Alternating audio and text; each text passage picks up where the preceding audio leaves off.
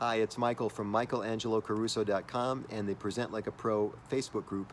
If you like these kinds of videos, make sure you subscribe to this channel so that you'll be notified when new videos are posted.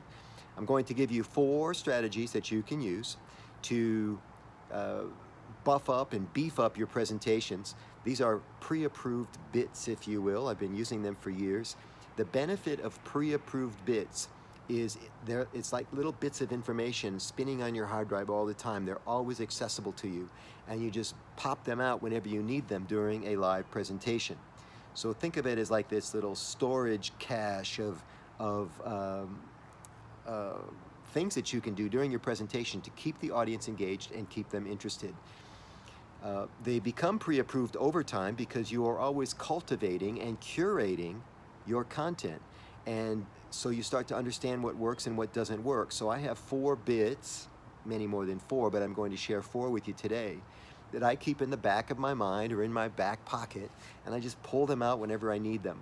So the first one is just a general motivation piece. Most of my talks these days, because I teach presentation skills, because I do a lot of keynotes that have a motivational flair to them, is that that I'm always sending the message, you can do this, we can do this, right?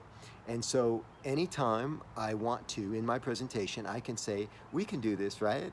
So I can tell a success story and then I can link it back to the audience. We can do this. Or I tell a story about somebody that did something great and I say, and you can do the very same thing. And so this constant like surge of vitamins coming to the audience just because I do a callback to this motivational, we can do this, you can do this bit. Okay, so that's the first one. The second bit involves humor. Now, all humor, a lot of humor, is packaged in groups of 3, and the third one's always the funniest.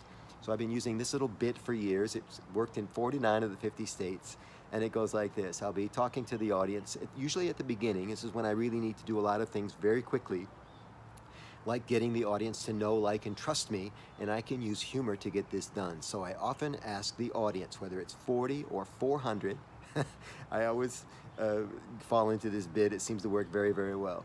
And so I ask 3 questions. And the first question is, it's so good to see me so many people here today. How many of you are good-looking people? Please raise your hand.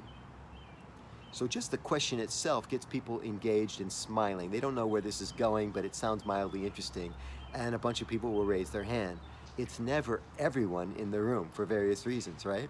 And so I've asked, how many of you are good looking? Please raise your hand. And then I dwell on the fact that not everyone has raised his or her hand. Funny. Gets funnier on the second question. Great, thank you very much. How many of you are smart people? Please raise your hand. So now I'm building what the French call a motif, M-O-T-I-F, right? It's a pattern. They're even more engaged with the second question because now it's really interesting. Where's he going with this?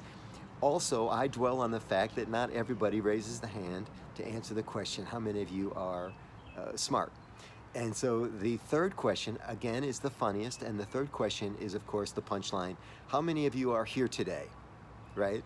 And then again, I drill on that down again, that isn't it funny, not everybody is even answering this question in the affirmative. It hits an extra base hit, as they say in baseball, every time I do it. And it's a bit, a prepackaged bit that I can pull out of my back pocket anytime I need it, usually at the beginning of a talk. So the third technique I want to show you is how to deal with dead air, and that's a simple technique called the stall. And the stall works on a very simple principle that nature abhors a vacuum. My dad taught me this when I was 6. I didn't know what it meant until I was 26. But what he meant was that if you're the speaker and you stop talking, you create this vacuum, right? And this vacuum's called dead air, and people are obligated, somehow, they become like morally obligated to fill the dead air, especially if you ask a question. So I'll ask a question in my talk. What do you think about this? And then I stop talking. Now, it doesn't work if I ask, what do you think about this? And then keep talking. I must stop talking. So it's a 2-step procedure. What do you all think about this?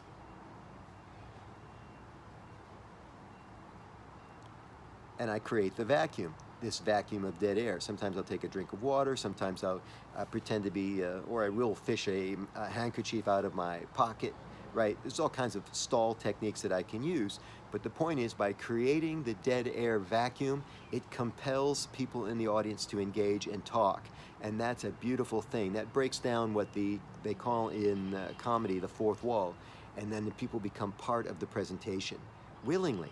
It's a beautiful thing. And so that's the third technique. So just to review before we do the fourth, the motivation technique is you can do this, we can do this. The humor technique happens in threes, and it's asking this series of three questions. The third one's always the funniest. The third technique is a way to create a vacuum on purpose that creates dead air, compelling audience members to then participate in the program. And the fourth technique I want to share with you today is very simple. It's called the big finish. And at the big finish of a presentation, I would raise my voice a little bit. My gestures would become a little bit broader, almost as if I was on a theater stage. And of course, I would be picking up my WPM, or my words per minute, to encourage everyone to take action. Subscribe to this YouTube channel if you're interested in more tips on how you can sharpen your presentations. And also visit michaelangelocaruso.com. Thank you.